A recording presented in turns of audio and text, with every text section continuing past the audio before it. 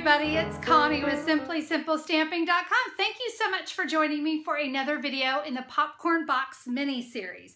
Today's project is oh so sweet. It is a little Vellum Tea Light Box. Isn't that great? I've got just one of those fabulous little battery-operated tea lights in here.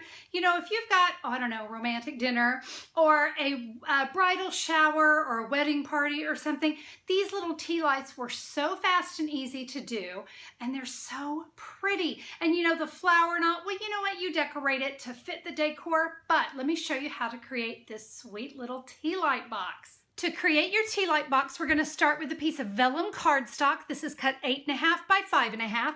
Now, hopefully you saw the very first video where I showed you how you can cut and get both pieces for your popcorn box out of just that piece. So you can see I've got my popcorn box all cut out.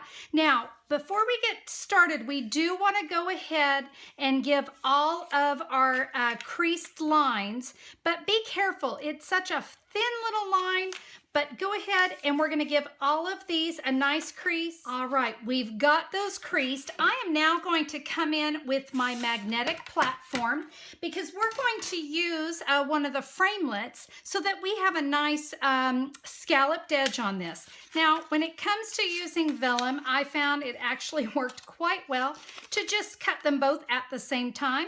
So you can just line those up, and when you use this scallop, you'll see it's kind of designed so that it's going to hit this edge and this edge. So you can actually, at this point, this is where you can decide how tall you want your tea light box to be. I'm going to take it to about there. We're going to go run that through the Big Shot. That scallop is what's going to make this so pretty. But you know what? We're going to add a little more sparkle. How about the sparkle embossing folder?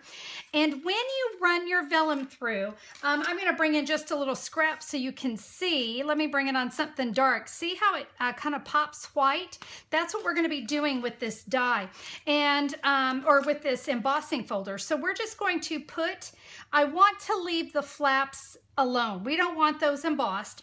And what's nice, you can really kind of see right to the edge. So this will give us just a really nice, great look. We're going to run both pieces through the Big Shot, through the embossing folder. Let's do those separately. Can you see how pretty that looks and how the box itself is just, oh, that pop of white.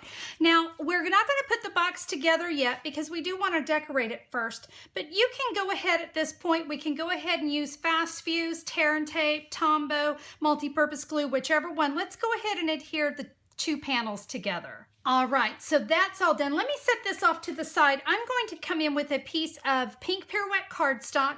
Any size is really going to do. I'm going to use Blushing Bride because I want my, I'm going to create a flower here, and I want it to be just a little bit deeper. So I'm going to use the Blushing Bride ink. I'm using the Flower Shop stamp set, and then I'm going to use its matching punch. But I decided to also come in with the petite petals, and we're just simply going to come in with the matching punches. So I've got the pansy punch. We'll get our first flower. There's that one. Now I can come in with the petite petals punch. At this point, I want to kind of curl the flower. I just want to give this flower some real pop when I've got it on there. So I'm going to just take my bone folder, and you can see I'm just, actually, let's curl this one the other way. And we can just kind of, it's just going to make our flowers a little more three-dimensional. A little fast fuse or Tombow, whatever adhesive you're using, it's going to be just fine. Let's go ahead and add that flower to the center. And now I'm going to come in with some of our silver metallic thread. This is going to make this so pretty. I'm going to go ahead, before I do that, I'm going to go ahead and bring in my panel. I'm going to work on this fourth panel right here. And what I want to do is I'm going to lay some fast fuse. Again, tear and tape is going to work fine here as well, but we want a good strong adhesive. I'm not sure how much thread I've got here. I'm just going to wrap it 1, 2, 3, 4, 5, about 5 times around my fingers. And then what you can do is just kind of give that a nice little twist, and basically you just stick it on there. It kind of just does its thing. And you can move this around on that adhesive, and then I'm just going to take my flower. We're going to put that, oh, let me hit the adhesive there. Make sure we give that a nice press. I'm going to go ahead and fluff that flower again. At this point, we can, if you'd like, depending on where you're putting your tea light, you can put 4 flowers so it's on all 4 panels. Just for the sake of time, I'm just going to put it on the one. Let's come in now. We're going to add some adhesive right here so we can put our box together.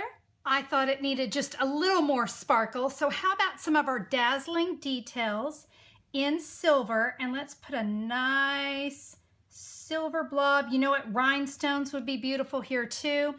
Also, you can take the silver sparkle and you can add it to the center of any of those little sparkles as well. Now let's find that tea light. Here we go. Battery operated, of course, on this one, guys. We would never want to use an actual lit candle in there, and I know on the video you can't see it, but guys, this thing is absolutely stunning. And what a great and fast way to add a little romance to a table or to a bridal shower or a baby shower as well. Isn't that a sweet little box? I really loved how this came out, and it was so easy to do. Now, I didn't mention this in the video, and I should have, and that is just take it easy with vellum. Vellum is very delicate. I mean, that's the whole point of vellum. It's supposed to be nice and soft and give you this soft look. But when you're using your bone folder on it, don't grease too hard, because I don't know if you can see, I even right where the embossing hit, I got a couple little holes in the edges. So be gentle. Pretend it's a bunny. Treat it nice and it'll treat you nice, okay? Now guys, you can find all the supplies I used to create the tea light box. You can find that at simplysimplestamping.com. Just look for the July 13th, 2016 blog post. I'm gonna have pictures. I'll have a complete supply list. And if you need any of the things to create the project, I've made it super easy. Just click on the pic. That's all you've gotta do. You'll be right over to my online store. You can get what you need. Remember, you can find that at simplysimplestamping.com. Guys, thank you so much for being a part of the Popcorn Box mini series.